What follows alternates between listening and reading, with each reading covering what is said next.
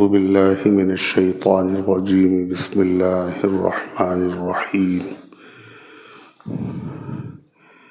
ولوطا إذ قال لقومه أتأتون الفاحشة ما سبقكم بها من أحد من العالمين إنكم لتأتون الرجال شهوة من دون النساء بل أنتم قوم مسرفون وما كان جواب قومه إلا أن قالوا أخرجوهم من قريتكم إنهم أناس يتطهرون فأنجيناه وأهله إلا امرأته كانت من الغابرين وأمطرنا عليهم مطرا فانظر كيف كان عاقبة المجرمين وإلى مدين أخاهم شعيبا قال يا قوم اعبدوا الله ما لكم من إله غيره قد جاءتكم بينة من ربكم فأوفوا الكيل والميزان ولا تبخسوا الناس أشياءهم ولا تفسدوا في الأرض بعد إصلاحها ذلكم خير لكم إن كنتم مؤمنين ولا تقعدوا بكل صراط توعدون وتصدون عن سبيل الله من آمن به وتبغونها عوجا واذكروا إذ كنتم قليلا فكثركم وانظروا كيف كان عاقبة المفسدين وإن كان طائفة منكم آمنوا بالذي أرسلت به وطائفة لم يؤمنوا فاصبروا حتى يحكم الله بيننا وهو خير الحاكمين قال الملأ الذين استكبروا من قومه لنخرجنك يا شعيب والذين آمنوا معك من قريتنا أو لتعودن في ملتنا قال أولو كنا كارهين قد افترينا على الله كذبا إن عدنا في ملتكم بعد إذ نجانا الله منها وما يكون لنا أن نعود فيها إلا أن يشاء الله ربنا وسع ربنا كل شيء علما على الله توكلنا ربنا افتح بيننا وبين قومنا بالحق وأنت خير الفاتحين وقال الملأ الذين كفروا من قومه لئن اتبعتم شعيبا إنكم إذا لخاسرون فأخذتهم الرجفة فأصبحوا في دارهم جاثمين الذين كذبوا شعيبا كأن لم يغنوا فيها الذين كذبوا شعيبا كانوا هم الخاسرين فتولى عنهم وقال يا قوم لقد أبلغتكم رسالات ربي ونصحت لكم فكيف آسى على قوم كافرين وما أرسلنا في قرية من نبي إلا أخذنا أهلها بالبأساء والضراء لعلهم يضرعون ثم بدلنا مكان السيئة الحسنة حتى عفوا وقالوا قد مس آباءنا الضراء والسراء فأخذناهم بغتة وهم لا يشعرون ولو أن أهل القرى آمنوا واتقوا لفتحنا عليهم بركات من السماء والأرض ولكن كذبوا فأخذناهم بما كانوا يكسبون أفأمن أهل القرى أن يأتيهم بأسنا بياتا وهم نائمون أفأمن أهل القرى أن يأتيهم بأسنا ضحى وهم يلعبون أفأمنوا مكر الله فلا يأمن مكر الله إلا القوم الخاسرون صدق اللہ العظیم۔ محترم حضرات، سامعین کرام، حاضرین مسجد، عزیزوں، بزرگوں اور باوقار ماؤں اور بہنوں، یہ قرآن مقدس کے 8ویں پارے کی سورۃ الاعراف کی پاکیزہ، نورانی، مبارک، بعظمت، مطہر آیتیں ہیں۔ دعا کیجئے رب العزت والجلال ان پاکیزہ بابرکت آیات کی روشنی میں صحیح اور سچی بات عرض کرنے کی توفیق نصیب فرمائے اور ہم سب کو عمل کرنے کی توفیق عطا فرمائے۔ اس سے پہلے کی آیات میں اللہ تعالیٰ نے انبیاء علیہ السلام اور ان کی امتوں کے واقعات بیان فرمائے۔ 3 واقعے، حضرت نوح علیہ السلام کا، حضرت ہود علیہ السلام کا، حضرت صالح علیہ السلام کا، اور ان آیات میں چوتھے واقعے کا ذکر ہے، اور یہ واقعہ ہے حضرت لوط علیہ السلام کا۔ حضرت لوط علیہ السلام ابراہیم علیہ السلام کے بھتیجے تھے۔ ابراہیم علیہ السلام نے اپنے گھر والوں کو، متعلقین کو، اپنی قوم کو ایمان کی دعوت دی۔ کسی نے ایمان قبول نہیں کیا، صرف ان کی بیوی حضرت سارہ رضی اللہ عنہا اور ان کے بھتیجے حضرت لوط علیہ السلام نے۔ ان کے والد نے تو ان کو دھمکی دی، اور یہاں تک کہ نمرود کی آگ میں ان کو ڈالا گیا، تو انہوں نے اللہ کے حکم سے ہجرت کی اور ملک شام تشریف لائے۔ ملک شام میں نہر اردن پر پہنچنے کے بعد اللہ تعالیٰ نے ان کو کنعان کے علاقے میں نبی بنا کر بھیجا، اور لوط علیہ السلام کو اللہ تعالیٰ نے نہر اردن کے بعد جو دوسرا علاقہ تھا، اس علاقے میں چند بستیاں تھیں، ان بستیوں کی طرف پیغمبر بنا کر بھیجا۔ تقریباً وہ 5 بستیاں تھیں، اور ان میں سے جو مرکزی بستی تھی، جو وہاں کا دارالحکومت تھا، اس کا نام تھا سدوم، اور بڑا سرسبز و شاداب علاقہ تھا۔ لوط علیہ السلام نے اپنی قوم کو دعوت دی۔ ان کی قوم جہاں بت پرستی میں مبتلا تھی، وہیں اس کے علاوہ ایک نہایت ہی بے حیائی اور فحش کام کے اندر مبتلا تھی، اور وہ ایسا کام تھا جو اس سے پہلے دنیا اور کائنات میں کسی نے نہیں کیا۔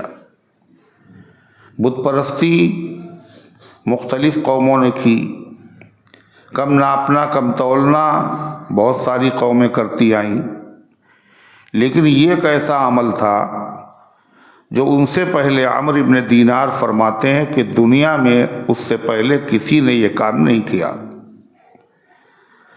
اور ایک خلیفہ ہے اموی، جنہوں نے دمشق کی جامع مسجد بنوائی، ان کا نام ہے ولید۔ وہ کہتے ہیں کہ یہ خبر ہی نہیں تھی کہ یہ کام بھی کوئی کر سکتا ہے۔ سورہ اعراف اور دوسری صورتوں میں جب قوم لوط کا یہ واقعہ میں نے پڑھا اور سنا، تو اندازہ ہوا یہ کام بھی کسی نے کیا ہے، ورنہ ذہن ہی ادھر نہیں جاتا کہ انسان بھی یہ کام کر سکتا۔ چنانچہ وہ کام کیا تھا؟ جس کو ہم جنس پرستی کہا جاتا ہے، یعنی مرد کا مرد سے شادی کرنا اور عورتوں کا عورتوں سے شادی کرنا، اپنی خواہش کا مرد سے پورا کرنا، اور عورتوں کا اپنی عورتوں سے اس خواہش کو پورا کرنا۔ چنانچہ حضرت لوط علیہ السلام نے اس برے فعل کی مذمت کی اور اس سے اپنی قوم کو روکا۔ حق تعالی شانہ نے ارشاد فرمایا، وَلُوطًا إِذْ قَالَ لِقَوْمِهِ، اور قوم لوط کو اور لوط علیہ السلام کو میں نے پیغمبر بنا کر بھیجا مختلف بستیوں کی طرف۔ جب وہ بستیوں والوں کے پاس پہنچے تو انہوں نے یوں کہا، اذ قال لقومہ، جب کہا انہوں نے اپنی قوم سے یعنی اپنی امت سے، اتأتون الفاحشۃ ما سبقکم بہا من احد من العالمین، کیا تم ایسا بے حیائی کا کام کرتے ہو جو تم سے پہلے دنیا میں کسی نے نہیں کیا؟ آدمی بہت سے گناہ ایسے کرتا ہے، اس کے باپ دادا کرتے آئے تھے، تعزیہ بناتے تھے، ان کی اولاد بنا رہی ہے، عرس میں جاتے تھے، چادر چڑھاتے تھے ان کی اولاد کر رہی ہے. لیکن یہ کام تو ایسا ہے جو اس سے پہلے کسی نے کیا ہی نہیں. لہذا یہ زیادہ برا اس لیے بھی ہے کہ جب کوئی آدمی کوئی برا کام جاری کرتا ہے تو بعد والے جتنے بھی وہ برا کام کرتے ہیں ان سب پر وبال پڑتا ہے اور جاری کرنے والے پر بھی پڑتا ہے. تو فرمایا ما سبقکم بہا من احد من العالمین، تم سے پہلے یہ کام دنیا جہان میں سے کسی نے نہیں کیا. انکم لتاتون الرجال شہوۃ، تم لوگ پورا کرتے ہو مردوں سے اپنی خواہش کو، من دون النساء، عورتوں کو چھوڑ کر. اللہ تعالیٰ نے انسان کی فطرت میں سے بغاوت نہیں رکھی. انسان کے اندر خواہش ہے تو خواہش پورا کرنے کا اللہ نے ایک حلال اور جائز طریقہ بتایا. اس طریقے کو نظر انداز کر کے تم عورتوں کو چھوڑ کر مردوں سے اپنی خواہش پوری کرتے ہو. بل انتم قوم مسرفون، بلکہ تم لوگ حد سے نکلنے والے لوگ ہو. تم تو یہی نہیں کہ مسلمان نہیں ہو بلکہ تم تو انسان بھی نہیں رہے. انسانیت کی حد کو بھی تم نے کراس کر لیا. جب لوط علیہ السلام نے اپنی قوم سے یہ کہا تو وہ ضدی لوگ، گناہ کے ایسے عادی تھے، اس کا کوئی جواب ان کے پاس نہیں تھا. ان ظالموں نے لوط علیہ السلام کو کیا جواب دیا؟ اللہ کہتا ہے وما کان جواب قومہ، اور نہیں تھا ان کی قوم کا جواب مگر یہ کہ انہوں نے کہا اخرجوہم من قریتکم، نکالو ان کو اپنی بستی سے. لوط کو اور ان کے ماننے والوں کو اس شہر سے نکال کے باہر کر دو. انہم اناس یتطہرون، یہ بہت پاک بنتے ہیں. جب ہم لوگ یہ کام کر رہے ہیں، یہ گندا کام ہے، ناپاک کام ہے، تو ایسے پاک لوگوں کی یہاں کیا ضرورت ہے؟ یہاں گندے لوگ رہتے ہیں، لہذا پاک زیادہ بننا ہے تو ان کو یہاں سے نکال کے باہر کرو. بجائے اس کے کہ اپنی اصلاح کرتے، وہ جو نبی تھے اللہ تعالیٰ کے، ان کو دھمکی دے رہے ہیں ان کو نکال کے باہر کرو. یعنی یہاں سب نکٹے رہتے ہیں، لہذا یہاں ناک والے کا کیا کام؟ نکٹا ہونا عیب ہے، ناک والا ہونا تو عیب نہیں ہے، مگر وہ عیب میں ایسے عادی تھے کہ وہ بے عیب کو برداشت ہی نہیں کر سکتے تھے. جب کسی معاشرے میں کوئی برائی رائج ہو جاتی ہے اور جو آدمی اس برائی کے خلاف بولتا ہے تو پورے معاشرے کے لوگ اس کے دشمن ہو جاتے ہیں اور اس کے وجود کو برداشت نہیں کرتے. جس محکمے میں سارے لوگ رشوت لیتے ہوں اوپر سے نیچے تک، اگر اس محکمے میں کوئی ایسا آدمی پہنچ جائے جو رشوت نہ لیتا ہو تو سارے کے سارے لوگ اس کے وجود کو برداشت نہیں کرتے. سب کوشش کرتے ہیں اس کا ٹرانسفر ہو جائے، اس کو یہاں سے ہٹا دیا جائے، اس کو بے دخل کر دیا جائے، یہ کباب میں ہڈی ہے. تو اس طرح اس قوم کے لوگوں کی طبیعت مسخ ہو چکی تھی. انہوں نے کہا ان کو نکال دو اپنی بستی سے، یہ بہت پاک بنتے ہیں. اللہ فرماتا وہ میرے پیغمبر کو کیا نکالتے، ہم نے اپنے پیغمبر کو اور ایمان والوں کو خیریت اور سلامتی کے ساتھ اس بستی سے نکالا اور پوری بستی کو عذاب سے برباد کر دیا. فَأَنْجَيْنَاهُ وَأَهْلَهُ، ہم نے نجات عطا فرمائی حضرت لوط علیہ السلام کو اور ان کے گھر والوں کو. إِلَّا امْرَأَتَهُ، مگر ان کی بیوی، یعنی پوری قوم ایمان نہیں لائی، حتیٰ کہ ان کی بیوی بھی ایمان نہیں لائی. وہ بھی ان لوگوں کے ساتھ ساز باز رکھتی تھی، اس کام میں ان کی مددگار تھی. وہ لوگوں کو اطلاع کرتی تھی کہ لوط کے گھر پہ مہمان آئے ہیں، لہذا ان کی عزت لوٹ لو، ان کو بے آبرو کر دو. لوط علیہ السلام، ایک قول یہ ہے کہ لوط علیہ السلام کی 2 بیٹیاں تھیں، صرف وہی ان پر ایمان لائیں. اور قرآن کریم کہتا ہے فَأَخْرَجْنَا مِنْهَا مَنْ كَانَ فِيهَا مِنَ الْمُسْلِمِينَ، جو اس میں مسلمان لوگ رہتے تھے، اس گھر کو، اس بستی کو برباد کرنے سے پہلے ان مسلمانوں کو ہم نے نکال لیا.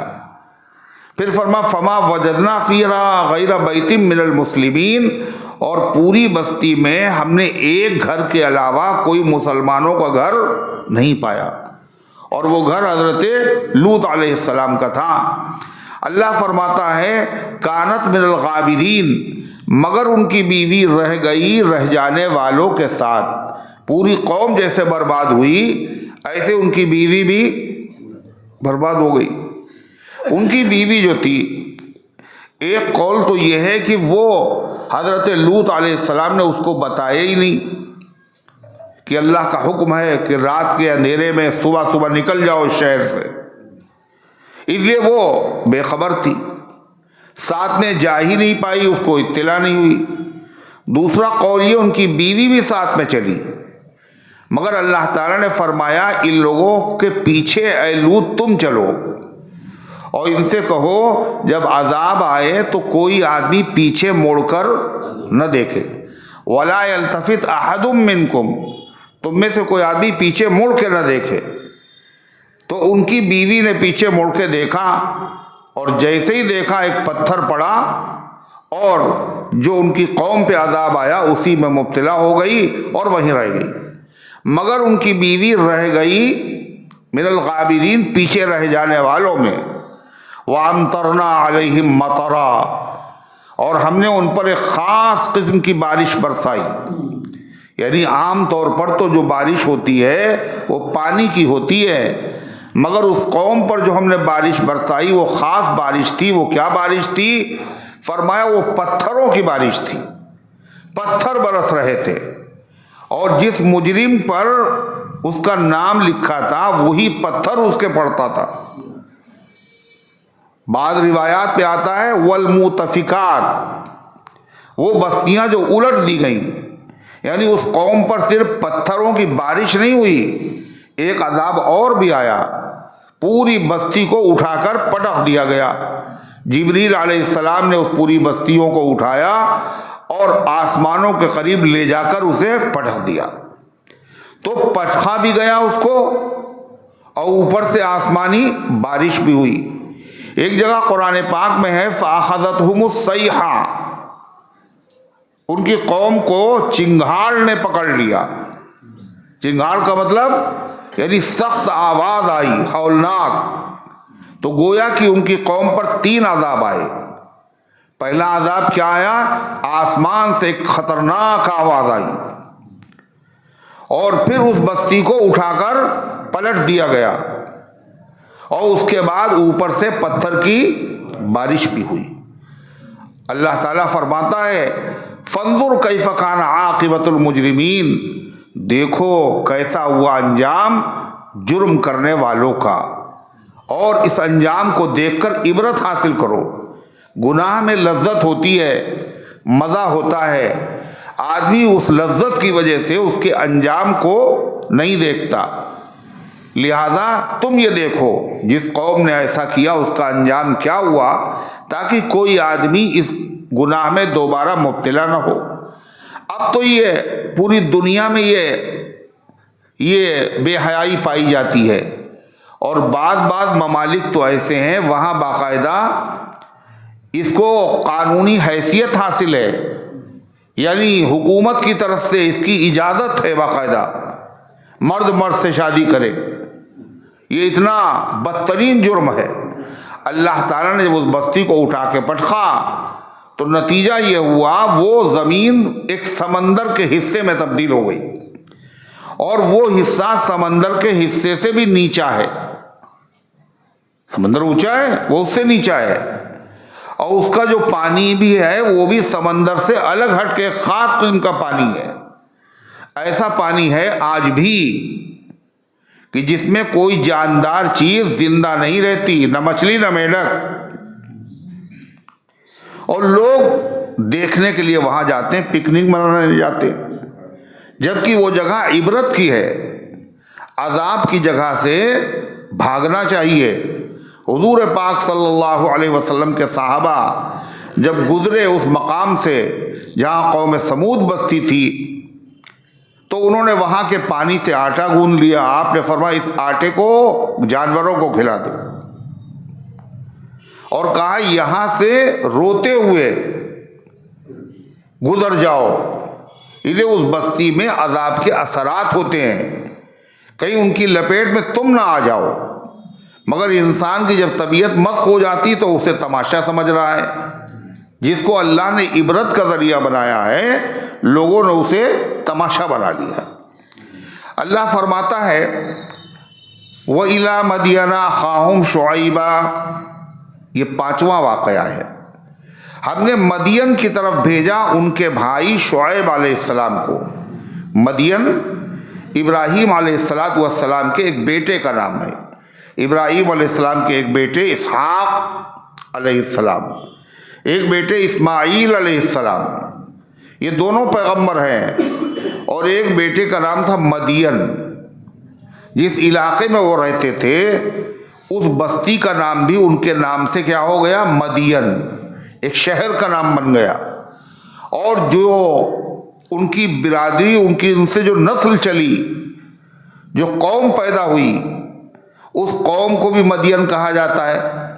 تو اس قوم کا نام بھی مدین، شہر کا نام بھی مدین، اور وہ سب تھے حضرت مدین کی اولاد میں، اور مدین ابراہیم علیہ السلام کے بیٹے تھے۔ ایک آیت، قرآن کی آیت سے پتہ چلتا ہے شعیب علیہ السلام کو بھیجا گیا تھا اصحاب ایکا کی طرف۔ ایکا کہتے ہیں جنگل کو، جنگل والے۔ بعض حضرات نے کہا مدین اور ایکا یہ دونوں ایک ہی قوم ہے، بعض نے کہا 2 قومیں ہیں۔ پہلے ایک قوم کی طرف بھیجا گیا، جب وہ برباد ہو گئی تو دوسری قوم کی طرف بھیجا گیا۔ مدین اسی نام سے یہ شہر دنیا کے نقشے پر آج بھی موجود ہے، اردن کے مشرق جانب مدین ہے۔ یہی وہ مقام ہے جہاں حضرت موسیٰ علیہ السلام جب ان کے قتل کا مشورہ ہوا فرعون کے دربار میں اور ان کو خبر ملی کہ مجھے قتل کر دیا جائے گا، تو وہاں سے شہر مصر کو چھوڑ دیا اور اللہ سے دعا کی، اور 1 ہفتے تک پیدل چلتے رہے، اور کہاں پہنچے؟ فلما ورد ماء مدین، جب پہنچے وہ مدین کے کنویں کے پاس۔ اور مدین کون سی بستی تھی؟ وہاں کون پیغمبر رہتے تھے؟ حضرت شعیب علیہ السلام۔ موسیٰ علیہ السلام وہاں پہنچے، ان کو نجات ملی فرعون کے خوف سے، اور ٹھکانہ بھی ملا، اور ان کی شادی بھی ہوئی، اور موسیٰ علیہ السلام کی ملازمت بھی لگی۔ انہوں نے اللہ سے ایک دعا مانگی تھی، سورہ قصص میں وہ دعا ہے رشتے کے لیے، رشتہ نہ ہو رہا ہو تو رشتہ ہو جائے، اور رہنے کا انتظام نہ ہو تو مکان کا انتظام ہو جائے، اور نوکری نہ مل رہی ہو تو نوکری مل جائے، اور ملازمت نہ مل رہی ہو تو ملازمت مل جائے، اور بھوکے اگر ہوں کھانے پینے کا سامان ہو جائے۔ یہ ساری چیزیں اس سے پوری ہو جاتی۔ سورہ قصص میں 24 نمبر آیت کیا ہے وہ دعا؟ موسیٰ علیہ السلام نے دیکھا ایک کنویں کے اوپر بھیڑ لگی ہوئی ہے، لوگ پانی بھر رہے ہیں، مگر 2 عورتیں بچیاں ہیں، وہ اپنی بکریوں کو الگ لے کے کھڑی ہوئی۔ موسیٰ علیہ السلام کا یہ الگ کیوں کھڑی ہیں؟ بھوکے ہیں، پیاسے ہیں، ننگے پیر 1 ہفتے تک چلے ہیں، مگر یہ کمزور لوگ ہیں، لہذا ان کی مدد کرنا چاہیے۔ قال فما خطبکما، پوچھا بھئی کیا معاملہ ہے تمہارا، تم الگ کیوں ہو، پانی کیوں نہیں پلا رہی؟ انہوں نے کہا ہم تو آتے بھی نہیں، مجبوری میں آئے ہیں، اس لیے وہ ابونا شیخ کبیر، ہمارے والد بوڑھے آدمی ہیں، اس لیے مجبوراً ہمیں بکریاں لے کے آنا پڑا، اور ہم مردوں میں داخل نہیں ہوتے۔ جب یہ پانی پلا کے چلے جاتے ہیں، جو بچ جاتا ہے وہ پانی ہم پلاتے ہیں، اور اس پر ایک پتھر پڑا ہوا تھا بڑا وزنی، لوگ اس کو پہلے ہٹاتے ہیں پھر پانی پلاتے ہیں۔ موسیٰ علیہ السلام اٹھے اور اکیلے وہ وزنی پتھر ہٹایا اور پانی پلا دیا، اور پانی پلانے کے بعد وہ بچیاں وقت سے پہلے گھر پہنچ گئیں۔ اب کوئی در نہیں تھا، کوئی گھر نہیں تھا، بھوکے بھی تھے، پیاسے بھی تھے، اجنبی شہر بھی تھا، کوئی جانتا بھی نہ تھا۔ موسیٰ علیہ السلام ایک درخت کے نیچے آ کے بیٹھ گئے اور اللہ سے کہا رب انی لما انزلت الی من خیر فقیر، اے میرے رب آپ جو بھلائی عطا فرمائیں مجھے اس کی سخت ضرورت ہے۔ کسی اور کے سامنے تو ہاتھ پھیلا نہیں سکتے، اپنے مالک سے کہا، دعا قبول ہو گئی۔ وہ بچیاں شعیب علیہ السلام کی بچیاں تھیں، اسے اتنی جلدی پانی کیسے پلا کے آ گئے؟ انہوں نے پورا قصہ بتایا، کہنے میرے ساتھ احسان کیا ہے لہذا اس کا بدلہ اسے ملنا چاہیے۔ پیغمبروں کی یہ سیرت ہے کہ جب کوئی ان کے ساتھ، ان کی اولاد کے ساتھ، رشتہ داروں کے ساتھ کوئی سلوک کرتا ہے تو پیغمبر لوگ اس کا بدلہ ضرور دیتے۔ چنانچہ وہ بچی آئی، ان ابی یدعوک لیجزیک اجر ما سقیت لنا، میرے والد نے آپ کو بلایا ہے، آپ نے جو پانی پلایا ہے اس کا صلہ دینا چاہتے ہیں۔ موسیٰ علیہ السلام سمجھ گئے میں نے دعا کی تھی، اللہ نے قبول کر لی۔ پہنچے، پوری رودات سنائی کہ نجوت من القوم الظالمین، فرعون کا ایریا یہاں سے ختم ہے، اب ڈرنے کی ضرورت نہیں ہے۔ اور وہاں کھانا کھلایا انہوں نے۔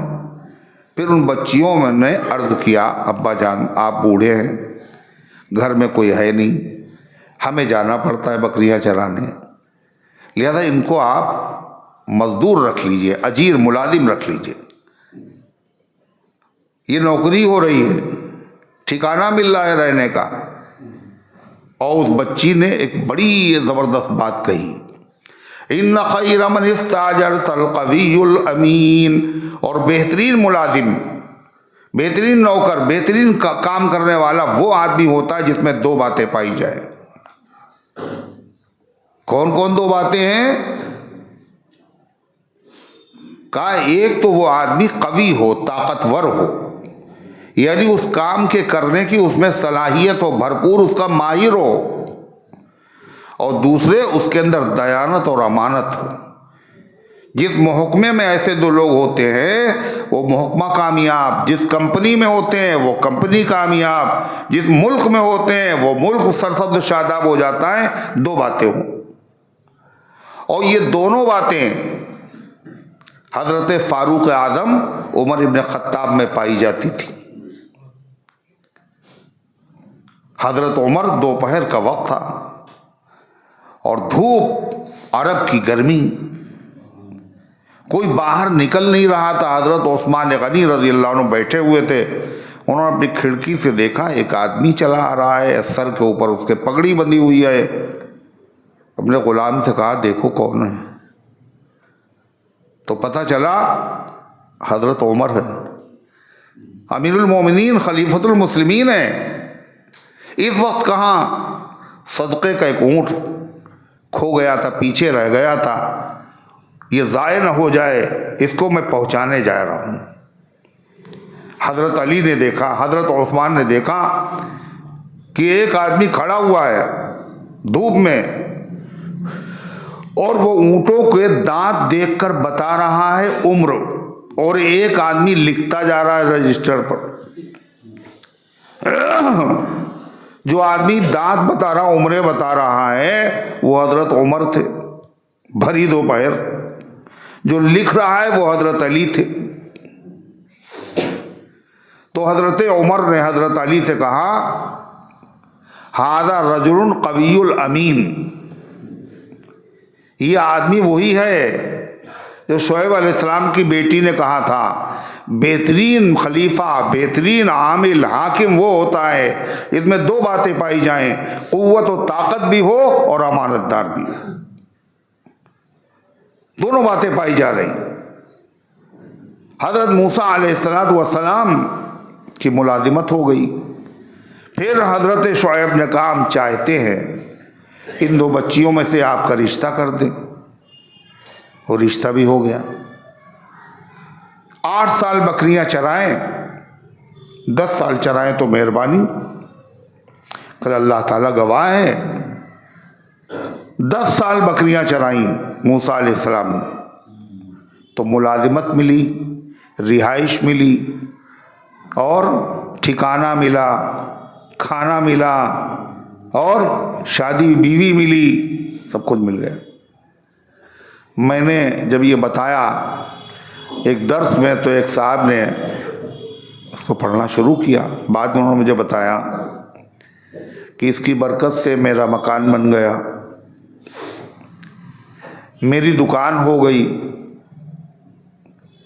اور میری اپی کا رشتہ نہیں ہو رہا تھا وہ بھی ہو گیا. میں نے اس دعا کو پڑھا, کیوں نہیں ہوگا؟ یہ دعا موسیٰ علیہ السلام کی دعا ہے, یہ دعا قبول ہو چکی ہے. سورہ قصص میں یہ دعا ہے, یہ قرآن میں ریکارڈ ہی اس لیے ہے کہ بندے وہ دعا مانگے. رب انی لما انزلت الی من خیر فقیر, رب انی لما انزلت الی من خیر فقیر. تو موسیٰ علیہ السلام کہاں پہنچے تھے؟ مدین. اسی کا ذکر ہے. کس سے ملاقات ہوئی تھی؟ شعیب علیہ السلام سے. اللہ تعالیٰ فرماتا ہے وَإِلَىٰ مَدْيَنَ أَخَاهُمْ شُعَيْبًا, اور مدین والوں کی طرف رہبری اور رہنمائی کے لیے ہم نے ان کے بھائی شعیب علیہ السلام کو بھیجا. اور بھائی سے مراد قومی بھائی, وطنی بھائی شعیب علیہ السلام. اور شعیب علیہ السلام کو خطیب الانبیاء کہا جاتا ہے. خطیب مانے مقرر, انبیاء میں تقریر کرنے والے بہترین. بڑی فصاحت اور بڑی بلاغت تھی. تو شعیب علیہ السلام کی قوم ایک تو بت پرستی میں مبتلا تھی, دوسرے ان کے اندر ایک معاشرتی خرابی تھی جو آج پوری دنیا میں پائی جاتی ہے. اور معاشرتی خرابی کیا؟ آپس میں لین دین میں کمی کرنا, ایک دوسرے کا حق مار لینا. صرف یہی نہیں, ناپ تول میں کمی کرنا, بلکہ آدمی کا حق پورا نہ دینا اور اپنا پورا حق وصول کر لینا.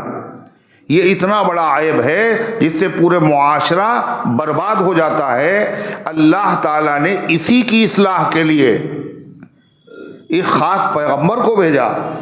وہ پیغمبر کون ہے؟ حضرت شعیب علیہ السلام. کیا کہا انہوں نے؟ قال یا قوم اعبدوا اللہ ما لکم من الہ غیرہ, اے میری قوم اللہ کی عبادت کرو, بتوں کی نہیں. ما لکم من الہ غیرہ, اللہ کے علاوہ کوئی عبادت کے لائق نہیں ہے. سب بنائے ہوئے ہیں, سب مخلوق ہیں, اور جو بنائی ہوئی چیزیں ہوتی ہیں محتاج ہوتی ہیں, اور بنانے والا اکیلے اللہ ہے, وہ کسی کا محتاج نہیں ہے. مانگو اس سے جو محتاج نہ ہو. واللہ الغنی وانتم الفقراء, اللہ غنی ہے, بے نیاز ہے, کسی کا محتاج نہیں ہے. تم سب فقیر ہو, منگتا ہو, بھکاری ہو, سب مانگنے والے ہو. لہذا جو خود منگتا اس سے کیا مانگا جائے؟ ما لکم من الہ غیرہ قد جاءتکم بینۃ من ربکم, اور تمہارے پاس واضح دلیل بھی آ چکی ہے تمہارے پروردگار کی طرف سے کہ میں اللہ کا بھیجا ہوا ہوں. تم معجزہ بھی دیکھ چکے ہو. یہ اس بات کی علامت ہے کہ میں اللہ کا سچا نبی ہوں. جو پیغام لے کے آیا ہوں یہ اللہ کا برحق پیغام ہے. لہذا میرا کہنا مانو, اللہ تعالیٰ کی عبادت کرو, اسی میں تمہارے لیے کامیابی پوشیدہ ہے.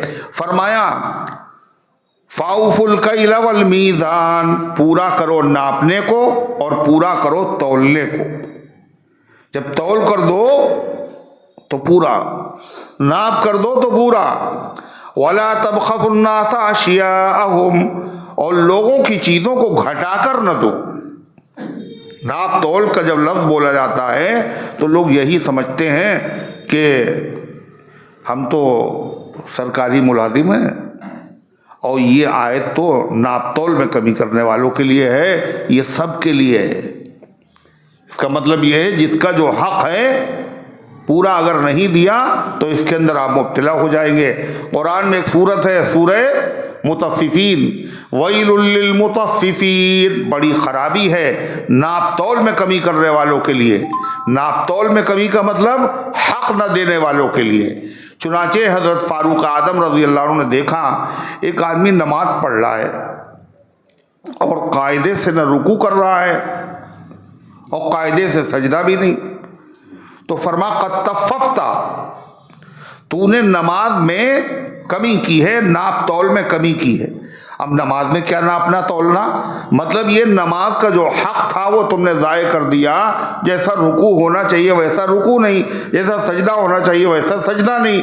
لہذا ہر آدمی دیکھے میرے اوپر کس کا حق ہے، جس کا جو حق ہے پورا ادا کرو۔ اگر ہر آدمی حق کو پورا ادا کرنے والا بن جائے تو دنیا سے فساد مٹ جائے، شکوے اور گلے ختم ہو جائیں۔ ہر آدمی اپنا حق وصول کرنے کے چکر میں ہے، لیکن دوسرے کا حق ہمارے اوپر کیا آتا ہے وہ دینے کے لیے تیار نہیں ہے۔ اپنا حق لینے کے لیے جتنے دھرنے ہو رہے ہیں دنیا میں، جتنے مظاہرے ہیں، جتنی ریلیاں ہیں، سب کاہے کے لیے؟ حق دینے کے لیے نہیں، حق لینے کے لیے۔ اور قرآن کیا کہتا ہے؟ حق دینے والے بنو۔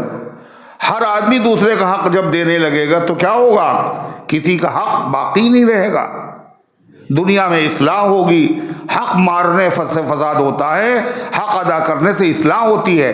فرما فاوفوا الکیل والمیزان ولا تبخسوا الناس اشیاءهم، اور لوگوں کی چیزوں میں نقصان مت کیا کرو، لوگوں کے حقوق کو گھٹا کے مت دیا کرو۔ ولا تفسدوا فی الارض، اور زمین میں فساد مت کرو، بعد اصلاحها، اصلاح کے بعد۔ اصلاح کاہے سے ہے؟ حق ادا کرنے سے۔ فساد کاہے سے؟ حق نہ ادا کرنے سے۔ زمین میں فساد نہ کرو۔ آج پوری دنیا میں فساد ہے۔ کاہے کا فساد؟ حق مارنے کا فساد۔ پوری دنیا۔ کیسے؟ ایک آدمی ہے وہ دودھ میں پانی ملاتا ہے۔ کیوں پانی ملاتا ہے؟ پیسے پورے لے لے اور دودھ کم دے۔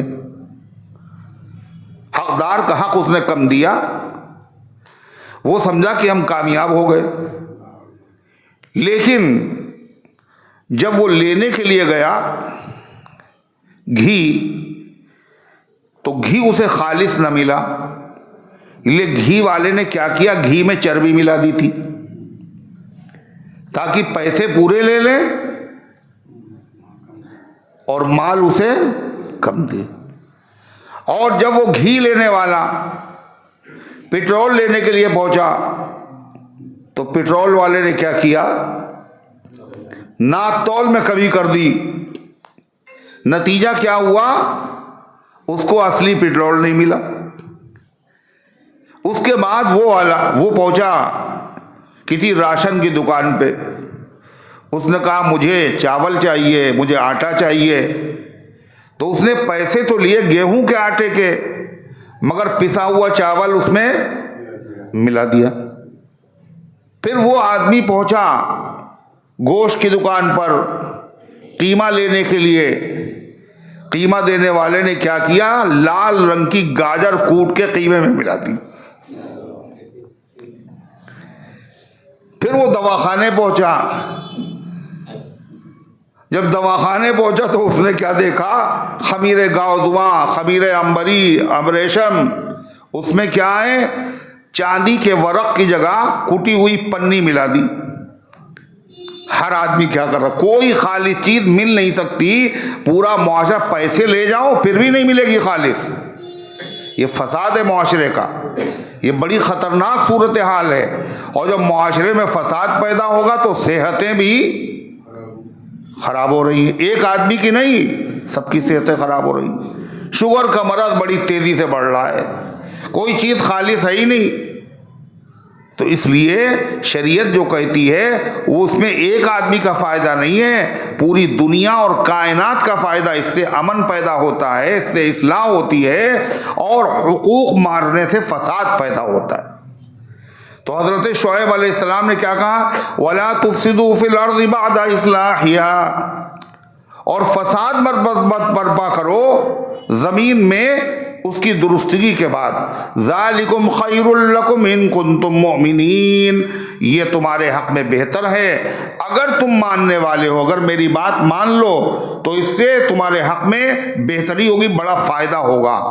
اگر تم نے اللہ کا حق ادا کر دیا تو آخرت میں فائدہ ہوگا، اور اگر تم نے اپنی کاروبار میں ملاوٹ چھوڑ دی، کمی زیادتی چھوڑ دی، تو لوگوں کا بھروسہ تمہارے اوپر قائم ہو جائے گا، فلاں کی ناپ بہت اچھی ہے اور فلاں جگہ خالص چیز ملتی ہے، لوگ مہنگی خریدیں گے اور اس کی کمپنی اور اس کا کاروبار بڑھتا چلا جائے گا، اس کی ساکھ قائم ہو جائے گی۔ پوری دکانوں میں فلاں دکان سے خریدو، پیٹرول فلاں پمپ سے ڈلواؤ، دودھ فلاں کی دکان سے خریدو، کیا ہوگا؟ دنیا کا بھی فائدہ ہے اور آخرت کا بھی فائدہ ہے۔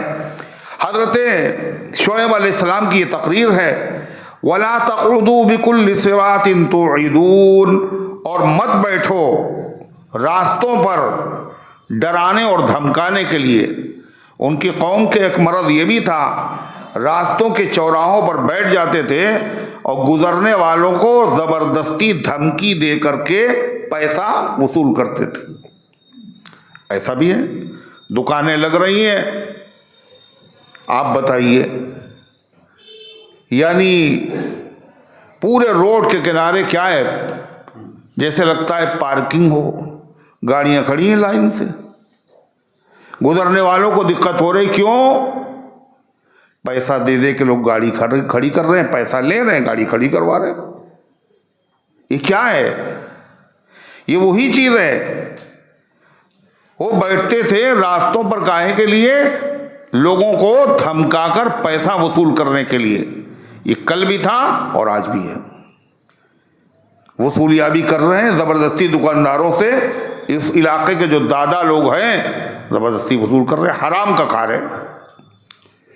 یہ کوئی نئی چیز نہیں ہے، یہ شکاری نئے ہیں مگر جال پرانا ہے۔ قوم شعیب بھی یہی کرتی تھی، یا پھر وہ لوگوں کو راستے پر بیٹھتے تھے اور دیکھتے تھے یہ شعیب کے پاس جا رہا ہے، کاہے کے لیے؟ ایمان سیکھنے کے لیے، دین سیکھنے کے لیے، تو اسے دھمکی دیتے اگر مسلمانوں کو تو ماریں گے تمہیں۔ تو کیا کہا شعیب؟ وَلَا تَقْعُدُوا بِكُلِّ صِرَاطٍ، اور راستوں پر اس لیے نہ بیٹھا کرو تُوعِدُونَ کہ ایمان لانے والوں کو تم دھمکیاں دو، وَتَصُدُّونَ عَن سَبِيلِ اللَّهِ مَنْ آمَنَ بِهِ، اور تم روکو اللہ تعالیٰ کے راستے سے اس شخص کو جو ایمان لانا چاہتا ہے، وَتَبْغُونَهَا عِوَجًا، اور تم دین میں کمی تلاش کرو زبردستی کی، دین میں یہ کمی ہے، اس میں یہ نقصان ہے، اور ہے کچھ نہیں۔ وَاذْكُرُوا إِذْ أَنْتُمْ قَلِيلًا، اور یاد کرو، اپنی اوقات میں رہو، تم کیا تھے اور اب کیا ہو گئے۔ وَاذْكُرُوا إِذْ أَنْتُمْ قَلِيلًا، اور یاد کرو تم اللہ کے احسان کو، تم تھوڑے تھے، تمہاری تعداد بہت زیادہ تھی نا، اچھا کم تھی، تم تھوڑے تھے، افراد کے اعتبار سے تمہاری تعداد بہت کم تھی، اور مال بھی تمہارے پاس بالکل نہیں تھا، فقیر تھے، قلاش تھے، سوچتے تھے خرچہ کہاں سے چلے گا، قرضہ کہاں سے دیں گے، زمین کہاں سے خریدیں گے، لڑکیوں کے رشتے کہاں سے کریں گے، سوچتے تھے تم۔ فَكَثَّرَكُمْ، اللہ نے تمہیں بڑھا دیا، اللہ نے تمہاری تعداد بھی بڑھا دی، اور اللہ نے دولت کے بھی تمہارے اوپر راستے کھول دیے، اللہ نے تمہیں مالدار بنا دیا۔ جب اللہ نے تمہیں بڑھا دیا ہے آگے، لہذا تمہیں کیا کرنا چاہیے؟ فَانظُرُوا كَيْفَ كَانَ عَاقِبَةُ الْمُفْسِدِينَ، اللہ کی اس نعمت کا شکر ادا کرو، اللہ کا بھی حق ادا کرو، اللہ کے بندوں کا بھی حق ادا کرو، اور دیکھو اس دنیا میں تم سے پہلے دوسری قومیں رہتی تھی، انہوں نے فساد برپا کیا، ان کو سزائیں دی گئیں۔ اگر تم اس راستے پر چلے تو اللہ کی رشتہ داری ان سے بھی نہیں دی اور تم سے بھی نہیں ہے۔ وَانظُرُوا، اور اللہ فرماتا ہے وَانظُرُوا كَيْفَ كَانَ عَاقِبَةُ الْمُفْسِدِينَ، اور نظر کرو، یاد کرو، غور کرو کیا ہوا فساد کرنے والوں کا انجام۔ وَإِن كَانَ طَائِفَةٌ مِّنكُمْ. اب نتیجہ کیا ہوا؟ شعیب علیہ السلام کی تقریر اتنی زبردست، اور پھر نبی کی زبان سے، اور اعلیٰ درجے کی بات، اور نیت بھی اچھی، اور زبان بھی اچھی، اور مقصد بھی اچھا، اور مضمون بھی اچھا، کہنے کا سلیقہ بھی. نتیجہ یہ ہوا ایمان لے آئے لوگ، مگر کچھ بد نصیب تھے وہ ایمان نہیں لائے. یہی ہمیشہ ہوتا رہا ہے. خرد زنجیر پہناتی رہے گی، جو دیوانے ہیں دیوانے رہیں گے. چاہے قرآن رکھو، چاہے حدیث رکھو، عبرت انگیز واقعات سناؤ، کچھ مانیں گے کچھ نہیں مانیں گے. تو جن لوگ ایمان لے آئے، تھوڑے ایمان نہیں لائے، تو جو ایمان نہیں لائے انہوں نے شعیب علیہ السلام سے کہا تم کہتے ہو تمہاری تعلیم برحق ہے، تمہارا مذہب برحق ہے، اگر برحق ہے تو ہم تو تمہیں مانتے نہیں،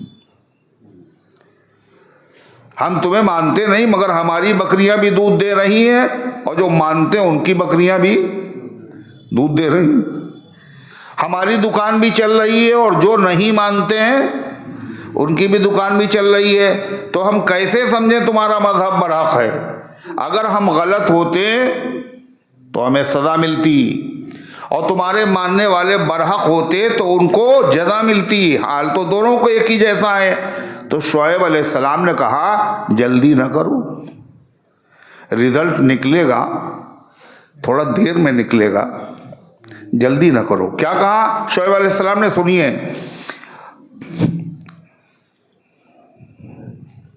وَإِن كَانَ طَائِفَةٌ مِّنكُمْ آمَنُوا بِالَّذِي أُرْسِلْتُ بِهِ. اور اگر ایک جماعت تم میں سے ایسی ہے جو ایمان لے آئی ہے اس پیغام پر جس کو دے کر مجھے بھیجا گیا، وَطَائِفَةٌ لَمْ يُؤْمِنُوا. اور ایک جماعت ایسی ہے جو ایمان نہیں لائی، دونوں کے ساتھ معاملہ ایک ہی جیسا ہے، سمجھ میں نہیں آ رہا ہے تم حق پر کیسے ہو اور ہمیں سزا کیوں نہیں مل رہی ہے. تو شعیب علیہ السلام فَاصْبِرُوا، جلدی نہ مچاؤ، تھوڑا انتظار کرو، حَتَّى يَحْكُمَ اللَّهُ بَيْنَنَا، یہاں تک کہ اللہ ہمارے اور تمہارے درمیان میں اپنے عمل سے فیصلہ کر دے، ماننے والوں کو نواز دے اور نہ ماننے والوں کو اسی دنیا میں سزا دے دے. وَهُوَ خَيْرُ الْحَاكِمِينَ. اور اللہ تعالیٰ بہترین فیصلہ کرنے والا ہے. اس کے وہاں بظاہر دیر ہوتی ہے مگر حقیقت میں دیر نہیں ہوتی. لوگ کہتے ہیں اس کے وہاں دیر ہے اندھیر نہیں، مگر یہ غلط ہے. نہ اللہ کے وہاں دیر ہے اندھیر ہے. اندھیر تو وہ ایسے بھی نہیں ہے لیکن دیر بھی نہیں ہے. ہمارے اعتبار سے ہم سوچتے ہیں جلدی سزا ملے، مگر اللہ نے جو سزا کا وقت رکھا ہے وہی اصلی صحیح سزا کا وقت ہے. ہم تو جلد باز لوگ ہیں. خلق الانسان من عجل، انسان جلد باز پیدا کیا گیا ہے، ہر چیز میں اسے جلدی چاہیے. اللہ کا فیصلہ برحق ہے. جب حضرت شعیب علیہ السلام نے یہ تقریر کی، اتنی زبردست تقریر، اس کا جواب تو کوئی تھا نہیں ان کے پاس، اور جب آدمی کے بعد جواب نہیں رہتا ہے تو کھسیانی بلی کھمبا نوچتی ہے. جب آدمی زبان سے نہیں جواب دے پاتا ہے تو پھر ہاتھ پیر چلانے لگتا ہے. جب آدمی گالیاں دینے کے بعد تھک جاتا ہے تو کیا کرتا ہے؟ منہ چڑھانے لگتا ہے. لگے منہ چڑھانے دیتے دیتے گالیاں، صاحب ویسے گالیاں دے رہے تھے اور اب کیا کرنے لگے؟ منہ چڑھانے لگے. زبان بگڑی کی بگڑی تھی، خبر لیجئے دہن بگڑا. پہلے زبان خراب ہوئی، اب منہ بھی خراب ہو گیا. یہی کیا ہر زمانے میں لوگوں نے. شعیب علیہ السلام کو دھمکیاں دینے لگے. قال الملأ الذین استکبروا من قومہ، نوا پارہ یہیں سے شروع ہوتا ہے. قال الملأ الذین استکبروا من قومہ، تو کہا رئیس لوگوں نے، مالدار لوگوں نے، بڑے لوگوں نے، استکبروا جو متکبر تھے، جنہوں نے دین قبول نہیں کیا، ایمان کی بات نہیں مانی، ان کی قوم میں سے جو بڑے لوگ تھے انہوں نے کیا کہا؟ لَنُخْرِجَنَّكَ يَا شُعَيْبُ وَالَّذِينَ آمَنُوا مَعَكَ مِنْ قَرْيَتِنَا. شعیب زبان بند کر لو، ورنہ ہم تم کو اور تمہارے ساتھ جو ایمان والے ہیں اپنے شہر سے، اپنے وطن سے، اپنے ملک سے نکال کے باہر کر دیں گے. NRC ہوگی، نکال کے باہر کر دیں گے. لنخرجنک، ہم نکال دیں گے تمہیں اے شعیب، خالی تمہیں نہیں، والذین آمنوا معک، اور ان کو بھی نکال دیں گے جو ایمان لائے ہیں تمہارے ساتھ، من قریتنا، اپنے شہر سے۔ یہاں اسی کی گنجائش ہے جو ہمارے مذہب کو قبول کرے، یا تو ہمارا مذہب میں لوٹ آؤ، گھر واپسی کرو، اور یا پھر دیش نکالا ہوگا۔ یہاں رہو گے تو ہمارے مذہب میں آ جاؤ تو رہو گے، ہمارا مذہب نہیں مانو گے تو نکال دیں گے تمہیں۔ کیا کہا؟ او لتعودن فی ملتنا، یا واپس آ جاؤ ہمارے مذہب میں۔ اسی کو کہتے ہیں گھر واپسی۔ حالانکہ گھر واپسی نہیں ہے، یہ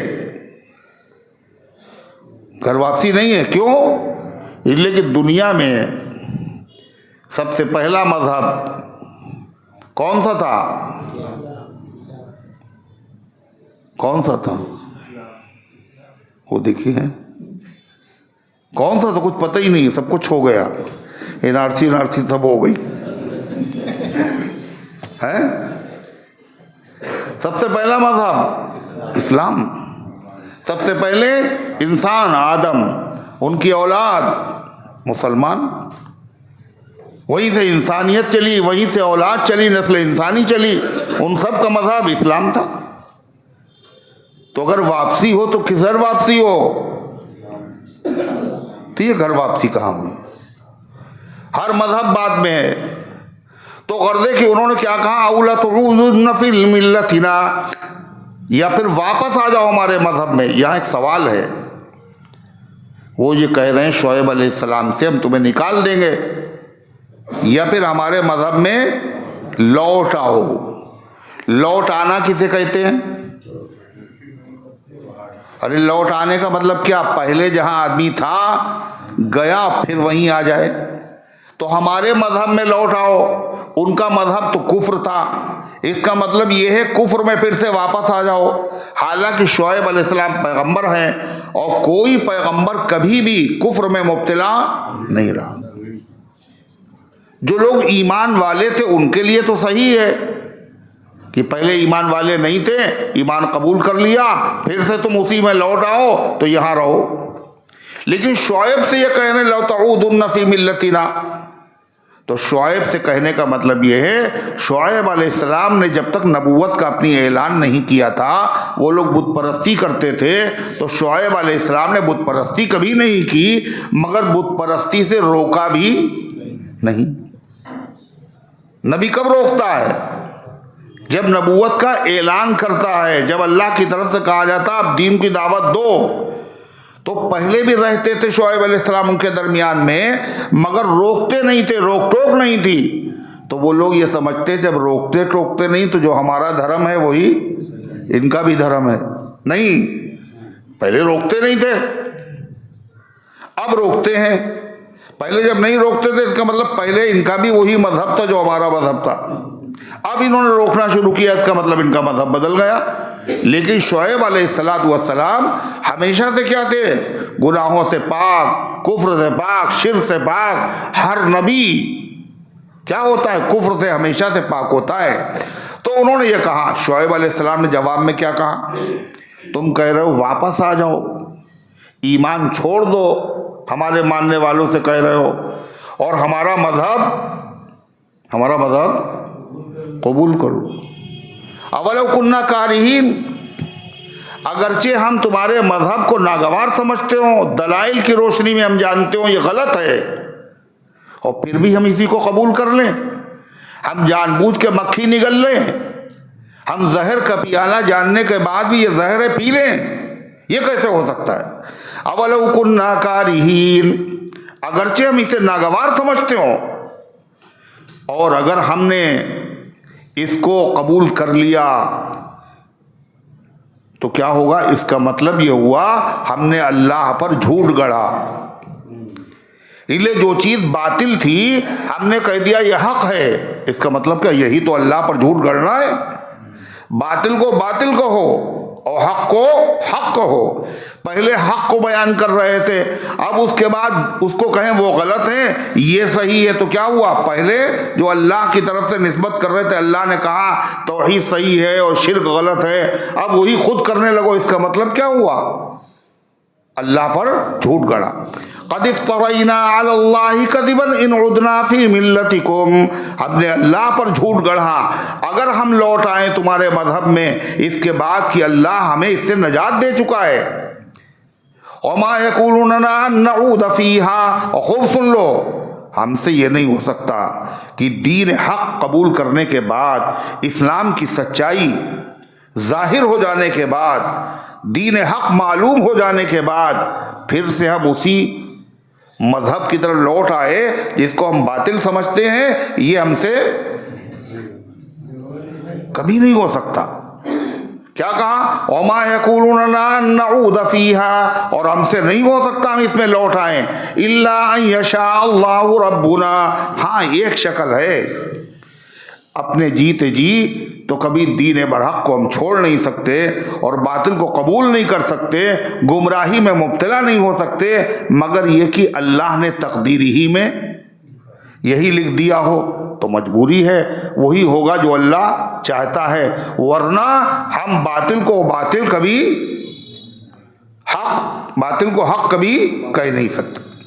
الا ان یشاء اللہ ربنا, مگر یہ کہ چاہے اللہ تعالیٰ جو ہمارا رب ہے, وسع ربنا کل شیء علما, اور ہمارے رب کا علم ہر چیز کو گھیرے ہوئے ہے.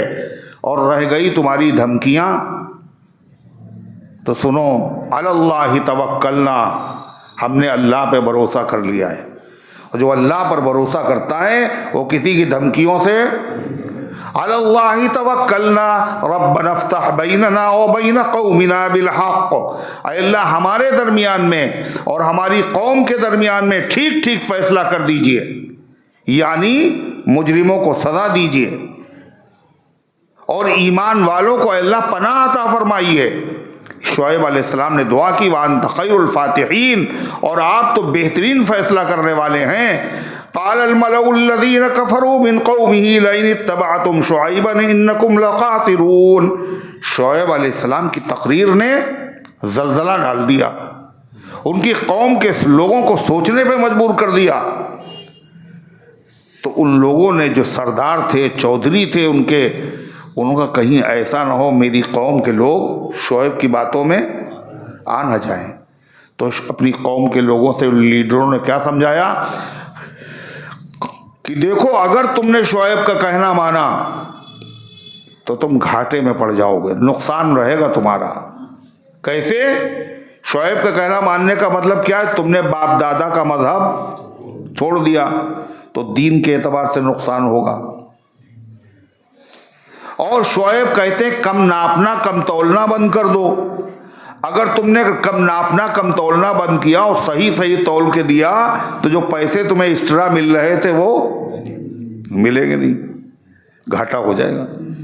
قال الملأ الذين كفروا, تو کہا سرداروں نے جنہوں نے کفر کیا تھا ان کی قوم میں سے, لئن اتبعتم شعیبا انکم لخاسرون, اگر تم نے شعیب کا کہنا مانا تو تمہارا نقصان ہی ہوگا دین کے اعتبار سے اور دنیا کے بھی اعتبار سے. دین کے اعتبار سے کیسے؟ تم نے باپ دادا کا مذہب چھوڑ دیا, اور دنیا کے اعتبار سے کیسے؟ جو اوپر کی آمدنی ہو رہی تھی وہ بند ہو جائے گی. اور آج کل دنیا کو یہی چاہیے, اوپر کی آمدنی. جب انہوں نے یہ کہا شعیب کی دعا قبول ہوئی اور اللہ کی طرف سے فیصلہ ہو گیا, عذاب آیا. فَأَخَذَتْهُمُ الرَّجْفَةُ, پکڑ لیا ان کو زلزلے نے. قرآن کی اس آیت میں ہے زلزلہ آیا. دوسری قرآن کی آیت میں فَأَخَذَهُمُ الظُّلَّةُ, ان کو سائے نے پکڑ لیا. تیسری آیت میں ہے فَأَخَذَهُمُ الصَّيْحَةُ, ایک چیخ, ایک تیز آواز نے پوری قوم کو برباد کر دیا. یہ تینوں باتیں صحیح ہیں, زلزلہ بھی آیا, آواز بھی آئی, اور سائے نے پکڑ لیا. سائے نے پکڑ لیا اس کا کیا مطلب ہے؟ شعیب کی قوم جب باز نہیں آئی تو اللہ نے کیسے سزا دی؟ اللہ تعالیٰ نے موسم بدل دیا اور موسم کو اتنا گرم کر دیا کہ گھر بھٹی بن گئے، بھٹی، ہر طرف آگ لگی ہوئی ہے، کہیں سکون نہیں ہے، لوگ تہخانوں میں گھس گئے۔ بیسمنٹ میں جب پہنچے تو وہاں اوپر سے زیادہ نیچے گرمی، وہاں سے بھاگے۔ گھر میں چین نہیں، تہخانوں میں سکون نہیں۔ ایک دم سے دیکھا ایک بادل آ رہا ہے کالا کالا، اور چل رہی ٹھنڈی ٹھنڈی ہوا۔ سب گھر چھوڑ کر کے، محل چھوڑ کر، مکانات چھوڑ کر، سب نکل کر کے باہر جمع ہو گئے اس بادل کے نیچے۔ یہ خدا کے مجرم تھے۔ جب اللہ کے جو مجرم ہوتے ہیں ان کو پکڑنے کے لیے اللہ کو پولیس بھیجنا نہیں پڑتی، گرفتار نہیں کروانا پڑتا ہے۔ جب ان کو ہلاک کرنا ہوتا ہے تو ہلاکت کی جگہ پر مجرم خود چل کے آتے ہیں۔ حدیث میں ہے کہ عیسیٰ علیہ السلام یہودیوں کو قتل کریں گے، تو یہودی پوری دنیا میں بکھرے ہوئے ہیں، پوری دنیا میں، مگر سارے یہودی پوری دنیا سے اسرائیل میں جمع ہو رہے ہیں۔ کیوں جمع ہو رہے ہیں؟ عیسیٰ علیہ السلام یہیں آ کر کے ان کو ختم کریں گے۔ دجال کے پیچھے یہیں چلیں گے وہ سب، دجال آگے وہ سب پیچھے۔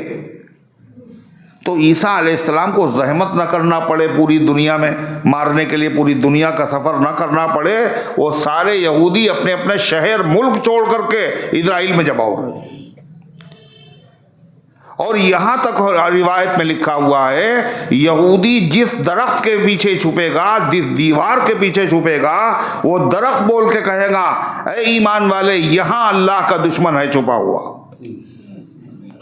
ہر درخت بول دے گا الا الغرقد، مگر ایک درخت ہے اس کا نام ہے غرقد، وہ نہیں بولے گا۔ تو یہودیوں نے کیا کیا ہے سب جانتے ہیں نا، حدیثوں میں کیا لکھا ہوا ہے، اس لیے انہوں نے غرقد کے پیڑ وہاں لگائے خوب، تاکہ عیسیٰ علیہ السلام کی بد سے، ان کی پکڑ سے ہمیں بچا لے اور یہ درخت ہمیں بچا لے۔ لیکن جب اللہ کسی پہ مصیبت نازل کرے تو نہ درخت بچا سکتا ہے، نہ محل بچا سکتا ہے، نہ کوئی چیز بچا سکتی ہے، جو ہونا ہے وہ تو ہونا ہے۔ تو خدائی مجرم خود سے کہاں جمع ہو رہے ہیں؟ اسرائیل میں۔ ایسے قوم شعیب کے لوگ جن کو سزا دینا تھی اللہ تعالیٰ کو، وہ کہاں سے نکلے؟ اپنے گھر چھوڑ دیے، محل چھوڑ دیے، صاحبان چھوڑ دیے، سب کہاں نکل آئے؟ میدان میں نکل آئے۔ اور ہوا چل رہی ہے ٹھنڈی ٹھنڈی، اور کالے کالے بادل، تو ناچنے لگے، کہ ھذا عارض ممطرنا، ھذا عارض ممطرنا، یہ برسنے والا بادل ہے، ابھی برسے گا اور ابھی گرمی ختم ہو جائے گی۔ مگر ہوا کیا؟ جس بادل سے اللہ پانی برساتا ہے اس دن خدا نے اس سے شعلے برسا دیے۔ یہ تھا صاحبان کا عذاب، سائے کا عذاب۔ نیچے سے زلزلہ پیدا ہوا، اوپر سے جبریل کی دہاڑ، اس سے کلیجے پھٹ گئے، اور سب کے سب اوندے منہ زمین کے اوپر پڑے رہے اور اٹھنا بھی نصیب نہ ہوا۔ اللہ فرماتا ہے فَأَخَذَتْهُمُ الرَّجْفَةُ، تو پکڑ لیا ان کو زلزلے نے، فَأَصْبَحُوا فِي دَارِهِمْ جَاثِمِينَ، تو وہ لوگ رہ گئے اپنے گھروں میں اوندے منہ پڑے ہوئے۔ الذین کذبوا شعیبا کأن لم یغنوا فیہا، جنہوں نے شعیب علیہ السلام کو جھٹلایا تھا وہ ایسے ہو گئے گویا کہ وہاں تھے ہی نہیں، اور دھمکی دے رہے تھے کس کو؟ شعیب علیہ السلام کو اور ایمان والوں کو، کیا ہم تمہیں شہر سے نکال دیں گے۔ اللہ نے نکالنے کی دھمکی دینے والوں کو خود ہی ہمیشہ کے لیے نکال دیا۔ اللہ فرماتا ہے الذین کذبوا شعیبا کأن لم یغنوا فیہا، جنہوں نے شعیب کی تکذیب کی تھی گویا کہ وہاں رہے ہی نہیں۔ الذین کذبوا شعیبا کانوا هم الخاسرین، اور جنہوں نے شعیب کو جھٹلایا وہ گھاٹے میں مبتلا ہو گئے۔ وہ اپنے ماننے والوں سے کہہ رہے شعیب کا کہنا نہ ماننا ورنہ دنیا کا گھاٹا ہوگا، اور دین کا گھاٹا ہوگا، اللہ کہتا وہی گھاٹے میں پڑے۔ کیسا گھاٹا ہوا؟ ہمیشہ کے لیے جہنم خرید لی۔ فتولی عنہم، جب عذاب آ گیا تو شعیب علیہ السلام وہاں سے چلے، بستی کو چھوڑا، مکہ گئے، اور جاتے جاتے قوم کے اوپر افسوس ہوا۔ انہوں نے قوم سے کیا کہا؟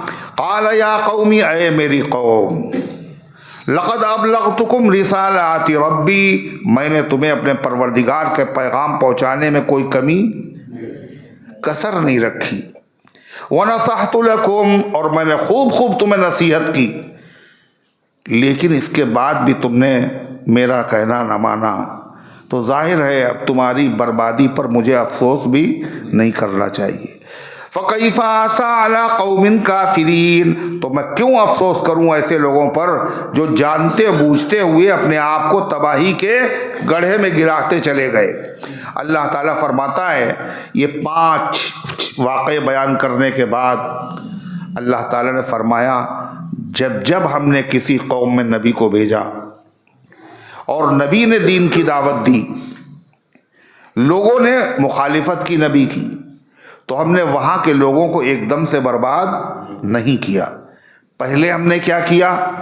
لوگوں پر قحط مسلط کیا، بیماریاں مسلط کی، بلائیں مسلط کی، تاکہ نرم پڑ جائیں، گڑ گڑائیں، توبہ کریں۔ لیکن جب اس سے بھی متاثر نہیں ہوئے تو ہم نے دوسرا طریقہ اپنایا۔ کیا؟ ہم نے ان کے اوپر دولت کے اور عیش و آرام کے بادل کھول دیے، خوب دولت دے دی ان کو، تاکہ دولت کی وجہ سے شکر ادا کریں، یا کم سے کم نشہ ان کا اور زیادہ گہرا ہو جائے، اتنا گہرا ہو جائے پھر یہ کبھی ہوش میں نہ آئیں اور اسی نشے میں ان کو پکڑ لیا جائے۔ ہم نے یہی کیا۔ اس سے پتہ چلا اگر اللہ دولت کسی کو دے اور آرام دے اور ترقی دے تو یہ نہیں سمجھنا چاہیے یہ انعام مل رہا ہے اور مست ہو جائے آدمی۔ اس لیے جب انعام والے کام نہیں ہیں اور دولت مل رہی ہے، اس کا مطلب یہ قید ہے اللہ کا، یہ داؤں ہے اللہ کا، یہ ڈھیل ہے اللہ کی، اس کے بعد اللہ کا قہر آ سکتا ہے۔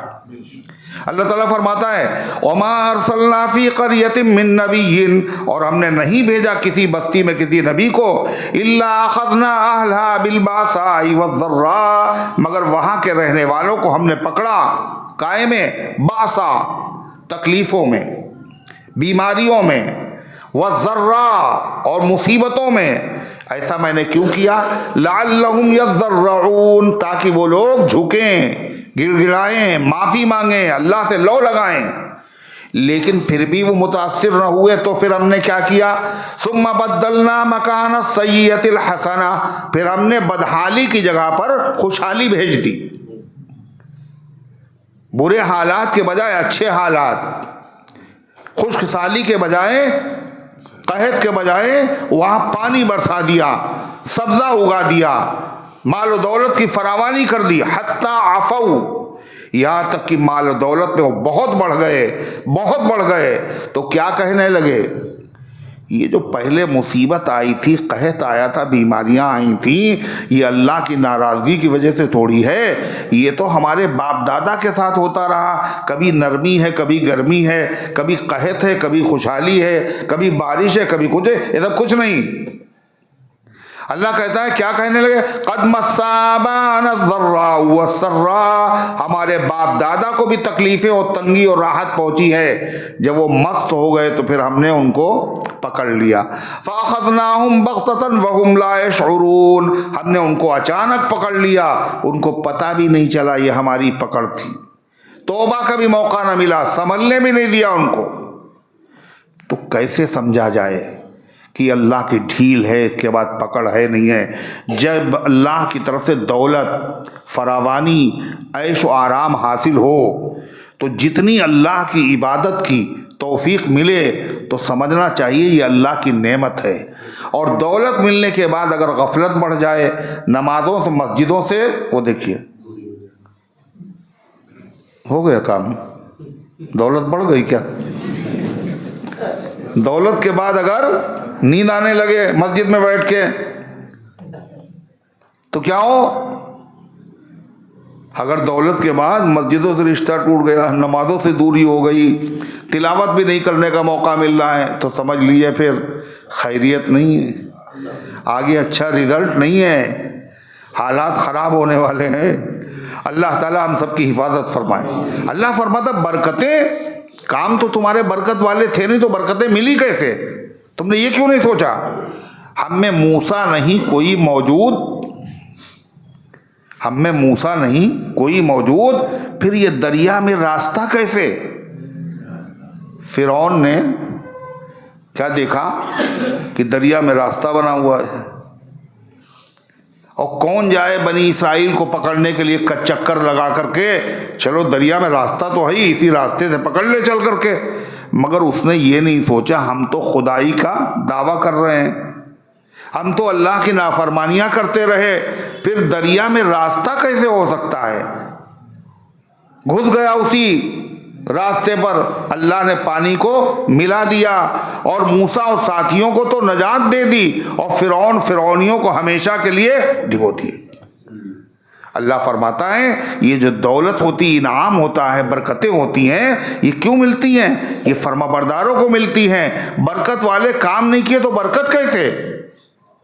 اس لیے خطرے کی گھنٹی ہے۔ برکت کسے ملتی؟ سنیے، فرما وَلَوْ أَنَّ أَهْلَ الْقُرَىٰ آمَنُوا وَاتَّقَوْا، اگر بستیوں والے جن کو برباد کیا گیا، اگر یہ سب ایمان لے آتے، وَاتَّقَوْا، اور تقوی اختیار کرتے، جس چیز سے منع کیا گیا تھا رک جاتے، جو کرنے کے لیے کہا گیا تھا وہ کرتے رہتے، اسی کا نام تقوی ہے، تو اللہ فرماتا تو ہم کیا کرتے؟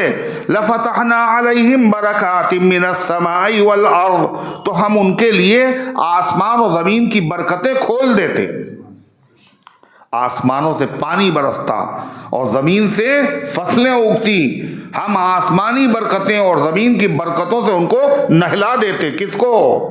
جو ایمان والا ہو اور تقوی اختیار کرے۔ کب برکت تو ملی فرعون کو بھی، 400 سال تک اسے نزلہ و زکام کھانسی نہیں ہوئی۔ قارون کو ملی، کہا یہ برکت تھی۔ برکت وہ ہے کہ جس کے بعد چھینا نہ جائے، دائمی ہو۔ برکت کے دو معنی ہیں، ایک معنی برکت، ایک ہوتی برکت ظاہری، ایک ہوتی برکت معنوی۔ برکت ظاہری کے مطلب بڑھ گئی، برکت مانے بڑھ جانا، وہ چیز حقیقت میں بڑھ جائے، تھوڑی تھی اور زیادہ ہو جائے۔ اللہ کے نبی صلی اللہ علیہ وسلم نے صحابہ کے ساتھ جا رہے ہیں، کھانا ختم ہو گیا، پورا لشکر، تو وہ اونٹ ذبح کیا گیا۔ حضرت عمر آئے، اے اللہ کے رسول، اونٹ تو سواریوں کے لیے ہیں، لمبا سفر ہے، اونٹ ذبح کیے جائیں گے تو سواریاں کہاں سے لائیں گے؟ حضور دعا کر دیتے آپ، اللہ اس مصیبت کو حل کر دیتا۔ اچھا عمر، لوگوں سے کہہ دو ان کے ناشتے دانوں میں جو کچھ بچا ہے وہ لے آئیں۔ وہ سب لا کے ڈھیر کر دیا، دسترخوان پہ ذرا سا تھا، آپ نے دعا کی، پورا لشکر نے اسے کھایا، سب کا پیٹ بھر گیا، سب نے اپنے اپنے ٹفن بھر لیے، ٹفن بھی بھر لیے، پیٹ بھی بھر گئے۔ یہ برکت کون سی تھی؟ ظاہری، یعنی وہ چیز کھانا بڑھا اور آنکھوں سے بڑھتے ہوئے دکھا۔ ایک برکت ہوتی معنوی، معنوی برکت کا مطلب یعنی ہے تو وہ چیز اتنی ہی جتنی تھی، لیکن کام اس سے اتنے نکلے جو بہت زیادہ چیزوں سے نکل سکتے تھے، تھوڑی سی چیز سے وہ کام نکل آئے۔ جیسے بعض مرتبہ آدمی کی گاڑی ہوتی ہے، اللہ اس میں برکت ڈال دیتا ہے، یعنی کبھی خرابی نہیں ہوتی، اسپیڈ پہ کہیں سے کمی نہیں، کہیں کوئی چیز ٹوٹتی بھی نہیں، پوری زندگی پار ہو گئی ایک گاڑی سے۔ گاڑی تو ایک تھی، ٹوٹ جانا چاہیے تھا، خراب ہو جانا چاہیے تھا، مگر برکت ہو گئی۔ بعض مکان اللہ تعالیٰ دلوا دیتا ہے اور اس مکان میں اللہ ایسی برکت ڈال دیتا ہے، پورا کنبہ قبیلہ اس کے اندر رہتا ہے، کوئی تنگی محسوس نہیں ہوتی ہے، اور شادیاں بھی ہو رہی ہیں اور کہیں سے کوئی پریشانی نہیں ہو رہی۔ یہ برکت اللہ تعالیٰ نے ڈال دی ہے، کھانے میں برکت، کپڑے میں برکت۔ ایک ہی کپڑا حضرت علی رضی اللہ تعالیٰ عنہ جو ایک چادر پہنتے تھے اور بڑی پرانی تھی، تو کسی نے کہا کہ حضرت یہ چادر آپ بار بار پہنتے ہیں، بہت زیادہ پہنتے ہیں۔ کہنے پتہ نہیں ہے تمہیں، یہ میرے خلیل، میرے دوست، میرے حبیب حضرت عمر نے مجھے پہنائی تھی، یہ برکت ہے جو چل رہی ہے۔ تو اللہ فرماتا ہے وَلَوْ أَنَّ أَهْلَ الْقُرَىٰ، اگر بستیوں والے، شہروں والے جو برباد کر دیے گئے، اگر وہ ایمان لے آتے، وَاتَّقَوْا، اور تقوی اختیار کر لیتے، لَفَتَحْنَا عَلَيْهِمْ بَرَكَاتٍ مِّنَ السَّمَاءِ، تو ہم ان کے اوپر سے آسمان و زمین کی برکتیں کھول دیتے۔ صحابہ کے لیے اللہ نے برکتیں، بولو، کھول دی تھی نہیں کھول دی تھی؟ کیسی برکتیں کھول دی؟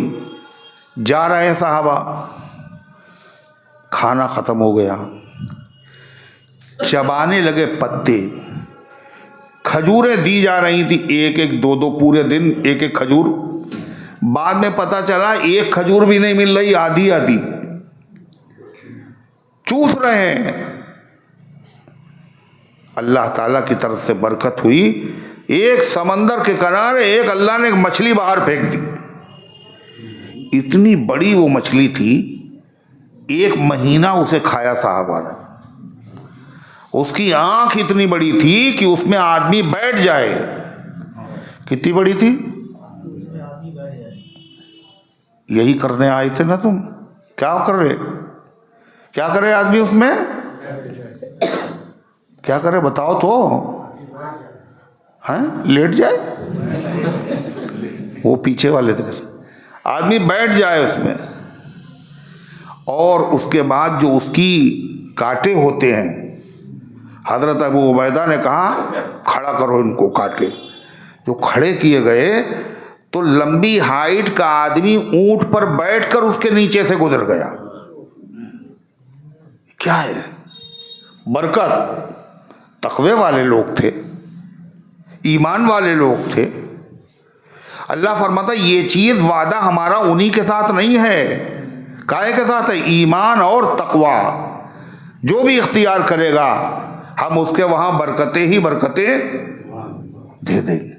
اللہ تعالیٰ فرماتا ہے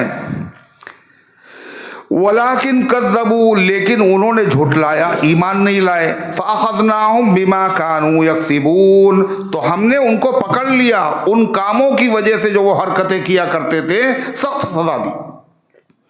اللہ کہتا ہے یہ قوم عاد، قوم سمود، قوم فرعون، قوم لوط، ان سب کے قصے مکے والے سنتے ہیں، اور ہمارے سب سے بڑے پیغمبر محمد الرسول اللہ صلی اللہ علیہ وسلم کا پیغام سنتے ہیں اور جانتے ہیں آپ سچے پیغمبر ہیں، سیرت جانتے ہیں، سورت جانتے ہیں، عمل جانتے ہیں، چاند دو ٹکڑے ہو گیا پھر بھی نہیں مانتے۔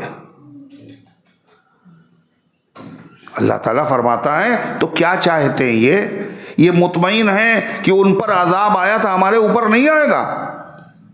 اللہ فرماتا ہے افامن اہل القریٰ، کہ یہ بستیوں والے مامون ہو گئے، بے خوف ہو گئے، مطمئن ہو گئے، ان یاتیہم باسنا بیاتا وہم نائمون، اس بات سے کہ ان پر ہمارا عذاب آ پہنچے اور اس حال میں آ پہنچے کہ یہ آرام سے سو رہے ہوں، سوتے میں ہمارا عذاب آ سکتا ہے۔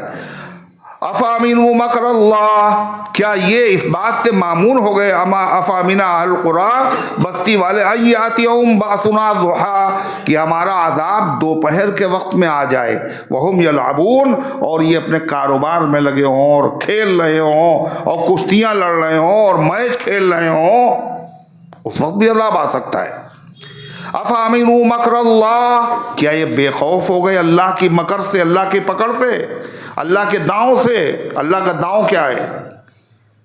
کہ آدمی شرارت کرتا رہے، نافرمانی کرتا رہے اور اس کے بعد بھی اس کو ملتا رہے، کاروبار چلتا رہے اور دن دونی دھن برستا رہے، یہ اللہ کا مکر ہے، داؤں ہے۔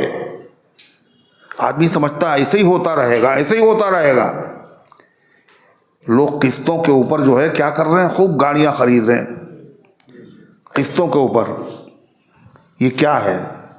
سمجھنے کوئی مسئلہ ہی نہیں ہے، بلا ضرورت تو سود ہے، اور سود پہ ہلاکت ہے۔ بہت کما رہے ہیں، پیسہ اتنا کما رہے ہیں، پتہ نہیں کہاں جا رہا ہے، جائے گا نا کہاں سے ہوگی برکت۔ بعض مسلمان تو ایسے ہیں جو باقاعدہ یہی کام ہی کر رہے ہیں،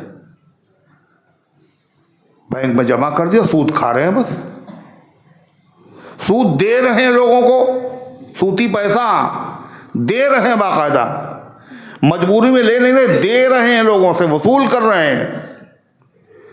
اتنا بڑا گناہ، کچھ ہو نہیں رہا ہے، گھر بیٹھے ہیں اور صاحب ہزار کے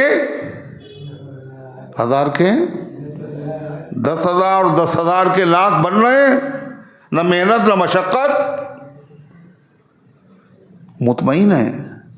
حالانکہ یہ اتنا بڑا گناہ ہے، اللہ نے کسی گناہ پر یہ دھمکی نہیں دی ہے تو اس پر دھمکی دی، فَإِن لَّمْ تَفْعَلُوا فَأْذَنُوا بِحَرْبٍ مِّنَ اللَّهِ وَرَسُولِهِ۔ اگر باز نہیں آئے تو اللہ کی طرف سے جنگ کا اعلان سن لو۔ اللہ سے جنگ کر کے کوئی جیت سکتا ہے؟ اللہ کے سامنے بندوں کی اوقات کیا ہے؟ ایک چیٹی کی بھی ہاتھی کے سامنے اوقات ہے، لیکن ہاتھی بہت بڑا اور چیٹی مگر ہے اس کی اوقات۔ ہاتھی جب چلتا ہے تو اپنی سونڈ سے پھونکتے ہوئے چلتا ہے، کہیں کوئی چیٹی کاٹ نہ لے، اتنی سی ہے مگر ہے کوئی اوقات۔ اللہ کے سامنے تو وہ بھی اوقات نہیں۔ اللہ تعالیٰ فرماتا ہے مکر سے اللہ کے بے خوف نہیں ہونا چاہیے۔ افامنوا مکر اللہ، کہ بے خوف ہو گئے اللہ کی پکڑ سے، اللہ کی گرفت سے، اللہ کے داؤں سے۔ فلا یامنوا مکر اللہ الا القوم الخاسرون، اللہ کے داؤں سے، پکڑ سے بے خوف نہیں ہوتے مگر وہی لوگ جو خسارے میں، گھاٹے میں مبتلا ہونے والے ہیں، جن کے مقدر میں اللہ نے لکھ دیا گھاٹے میں مبتلا ہونا۔ وہی لوگ کیا ہوتے ہیں، اللہ کے خوف سے، اللہ کی پکڑ سے بے خوف ہوتے، میرا کچھ نہیں ہوگا، ایسے ہی چلتا رہے گا، سود پہ سود لیتے رہیں گے، کھاتے رہیں گے، کھلاتے رہیں گے۔ اور عجیب بات، ایسے لوگ خود تو کھاتے ہی ہیں اور باقاعدہ ڈھونڈ ڈھونڈ کے اماموں کو بھی پلا دیں چائے، مؤذنوں کو بھی دعوت کر دیں، ہم تو ڈوبے ہیں صنم، تم کو بھی لے ڈوبیں گے۔ بہت ہی بچنے کی ضرورت ہے۔ ہدیے کے نام پہ دے دے سود، اس لیے ڈرنے کی ضرورت۔ آدمی پوچھے بھائی ہے کیسا، یہ تو بتاؤ۔ فَلَا يَأْمَنُ مَكْرَ اللَّهِ إِلَّا الْقَوْمُ الْخَاسِرُونَ، فرمایا اللہ کے مکر سے اور اللہ تعالیٰ کی پکڑ سے بے خوف نہیں ہوتے ہیں مگر کون؟ جو خسارے اور گھاٹے میں مبتلا ہی ہونے والے۔ حضرت حسن بصری رحمۃ اللہ علیہ فرماتے مومن کی پہچان وہ نیک کام کرنے کے بعد بھی ڈرتا رہتا ہے، اور منافق کی پہچان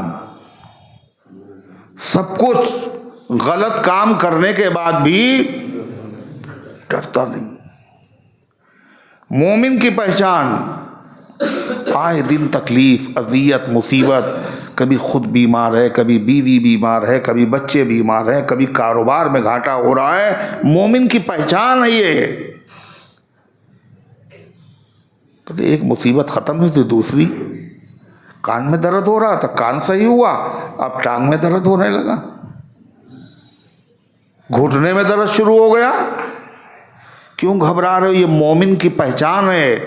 حدیث میں آتا ہے مومن کا معاملہ ایسا ہوتا ہے جیسے درخت کی شاخ، ہوا چلتی ہے تو کبھی اوپر اٹھاتی کبھی نیچے گراتی، اوپر اٹھاتی نیچے گراتی، زندگی بھر یہی مومن کے ساتھ ہوتا رہتا ہے، سرد اور گرم، کبھی مال میں، کبھی اولاد میں، کبھی گھر والوں میں، کبھی متعلقین میں، کوئی تکلیف کوئی اذیت مصیبت آتی رہتی ہے، اور وہ صبر کرتا رہتا ہے، یہاں تک جب مرتا ہے تو گناہوں سے پاک و صاف ہو کر کے مرتا ہے۔ اور منافق کی پہچان آپ نے فرمایا جیسے درخت ہے اس کی جڑیں گہری ہیں اور آندھیاں چلتی ہیں پھر بھی کوئی اس کی صحت پہ اثر نہیں ہوتا ہے، کچھ نہیں، یہاں تک جب اس درخت کی عمر پوری ہوتی ہے تو کھٹ سے گر جاتا ہے اور ختم ہو جاتا ہے۔ منافق کے ساتھ پریشانیاں نہیں آتی۔ ایک حدیث میں آتا ہے نبی پاک صلی اللہ علیہ وسلم نے فرمایا ایمان والے کے ساتھ تکلیفیں آتی رہتی ہیں، وہ صبر کرتا ہے، اللہ درجے بلند کرتا ہے، اللہ اس گناہوں سے پاک و صاف کرتا رہتا ہے۔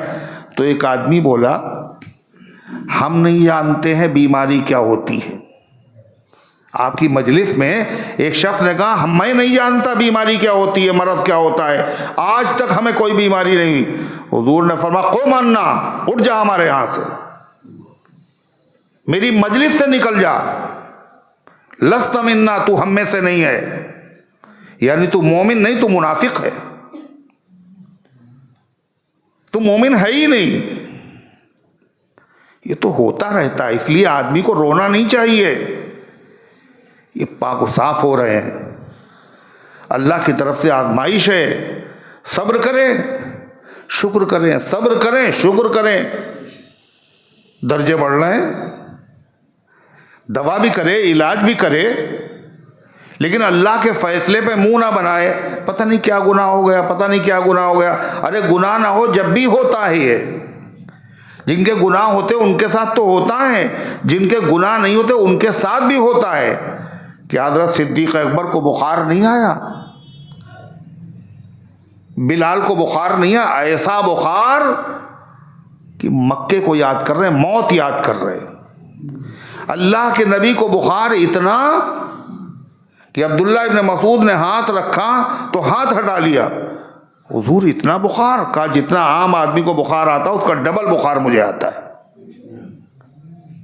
یہ ہوتا ہے، تو اللہ تعالیٰ کے مکر سے بے خوف نہیں ہونا چاہیے۔ اگر کچھ بھی نہیں ہو رہا ہے اس کا مطلب کیا ہے؟ یہ مکر ہے، یہ داؤں ہے، ایک دم سے ہونے والا ہے۔ اور ایک بات اور یاد رکھیے، بہت سارے لوگ ایسے ہوتے ہیں کہ ان کا انتقال ہوتا ہے اور بیماری کچھ ہوتی نہیں، ایک دم سے ہو گیا، بھی چلے گئے، تو لوگ کیا کہتے ہیں؟ بڑی اچھی موت ہوئی۔ کہتے موت بڑی اچھی ہوئی، انہوں نے کسی سے کچھ کروایا نہیں، چلتے پھرتے چلے گئے، کہتے ہیں نا لوگ، چلتے پھرتے چلے گئے، اور بتائیے کتنی اچھی موت ہوئی۔ اللہ کے نبی صلی اللہ علیہ وسلم کے زمانے میں ایک شخص کا انتقال ہوا تو کسی کے منہ سے نکلا کتنی اچھی موت ہوئی ان کی، کہ بتائیے چلتے پھرتے چلے گئے، بیمار بھی نہیں ہوئے۔ آپ نے فرمایا ویحکا، افسوس ہے تیرے حال پر، تجھے کیا پتا یہ بیمار ہو جاتا پھر اس پر صبر کرتا اور اللہ تعالیٰ اس کو گناہوں سے پاک و صاف کر کے اٹھا لیتا۔ حضور کہہ رہے ہیں تم سمجھے نہیں ابھی تک کہ جو بیماریاں آتی ہیں، تم دیے باد مخالف سے نہ گھبرائے عقاب، تندی کہتے ہیں سختی، اور باد کہتے ہیں ہوا، اور مخالف کہتے ہیں ہوا ہم جا رہے ہیں ادھر سے، پیچھے سے اگر ہوا آ رہی تو موافق ہے، اور سامنے سے آ رہی ہے سائیکل چلانے ہی نہیں دے رہی، یہ کیا ہے؟ مخالف ہوائیں، مخالف ہوائیں اور تیز بھی بہت ہے۔ تندیے باد مخالف سے نہ گھبرائے عقاب، یہ تو چلتی ہیں تجھے اونچا اڑانے کے لیے۔ اللہ کی طرف سے یہ جو حالات آتے ہیں یہ تمہارے ساتھ دشمنی نہیں ہے، یہ تمہاری معافی کا ذریعہ ہے۔ حضرت عائشہ صدیقہ رضی اللہ عنہا نے فرمایا کبھی کبھی ایسا ہوتا ہے آدمی نے داہنی جیب میں کچھ رکھا، پاسپورٹ رکھا، پیسے رکھے، پرس رکھا، اور اس کے بعد اس نے پیسہ دینے کے لیے پرس میں ہاتھ ڈالا جیب میں، وہ سمجھا تھا بائیں جیب میں ہے، اس میں دیکھا ہے ہی نہیں پرس، اب ایک دم سے شاک لگا اسے، ارے پرس میرا کیا ہوا؟ پھر دائیں جیب میں ڈالا تو موجود، تو تھوڑی سی اسے تکلیف ہوئی نا، کہ اس تکلیف پر بھی اللہ کی طرف سے اس کو اجر و ثواب ملتا ہے۔ اب آپ بتائیے یہ سب کیا ہو رہا ہے؟ ہم سمجھ رہے ہیں یہ ہمارے ساتھ یہ اللہ کی طرف سے پکڑ ہے اور رو رہے، ایسا نہیں ہے، سب نوازش ہے۔ اے گنہگار نہ گو دوزخ کی سزا سے گھبرا، کوئی اپنا ہی سمجھ کر تو سزا دیتا ہے، یہ بھی تو پاک کرنے کے لیے، صاف کرنے کے لیے ہے، جنت میں جانے کے لائق بنانے کے لیے ہے۔ تو اللہ فرماتا ہے فَلَا يَأْمَنُ مَكْرَ اللَّهِ إِلَّا الْقَوْمُ الْخَاسِرُونَ، اور اللہ کے داؤں سے، اللہ کی تدبیر سے مامون بے خوف نہیں ہوتے مگر وہی لوگ جو خسارے میں مبتلا ہونے والے ہیں، گھاٹے میں مبتلا ہونے والے ہیں۔ اللہ تعالیٰ ان گزارشات کو قبول فرمائے، عمل کرنے کی توفیق عطا فرمائے۔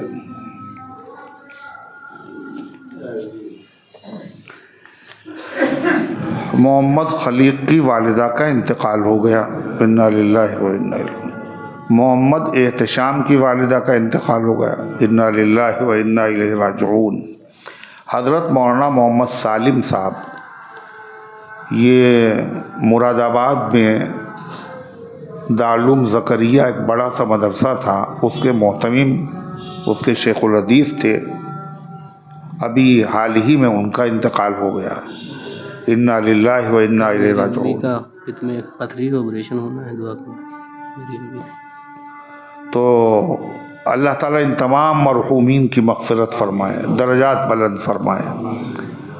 ناصر الدین اور ان کی والدہ اور ساس، اور یحییٰ کی والدہ، اور احسان اور عراف کی والدہ، اور نسیم اور محمد الطاف، اور مؤذن صاحب جو ہے مسعود صاحب، مولوی مسعود صاحب، تو ان کی جو والدہ ہے وہ پتھری کے درد میں مبتلا ہیں۔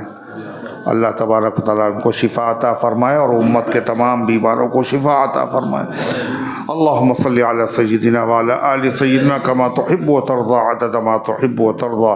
اللہم انت السلام و منک السلام تبارک یا ذا الجلال والاکرام۔ اے اللہ ہم سب کی حاضری کو اپنے رحمت سے قبول فرما، ایمان کامل عطا فرما، اعمال صالحہ کے توفیق عطا فرما، اپنے دین کی خدمت کے لیے ہم سب کو قبول فرما لے۔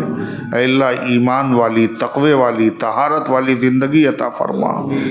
اے اللہ اعمال حسنہ کرنے کی توفیق عطا فرما، نفس شیطان کے دھوکے سے، برے کاموں سے، بری باتوں سے اللہ ایک ایک امتی کی حفاظت فرما، سارے عالم میں ہدایت کی ہواؤں کو چلا دے۔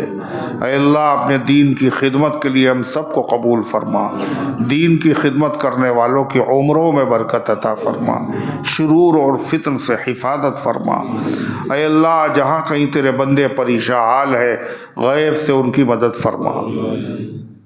اے اللہ جو بیمار ہے ان کو شفا عطا فرما، جو حاجت مند ہے ان کی حاجتوں کو پورا فرما، جو غلط مقدمات میں پھنسے ہوئے ہیں عزت کے ساتھ، عجلت کے ساتھ ان کو رہائی عطا فرما دے۔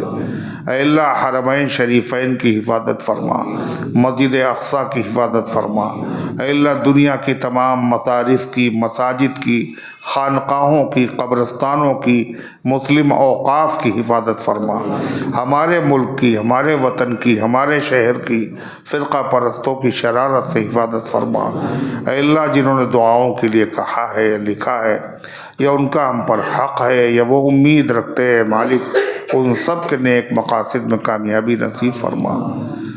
اے اللہ جو دنیا سے جا چکے ان سب کو معاف فرما دے، ہم سب کو اسلام پر زندہ رکھ، ایمان پر موت دے، ایمان والوں کے ساتھ حشر فرما، آمین یا رب العالمین، وصلی اللہ علیہ۔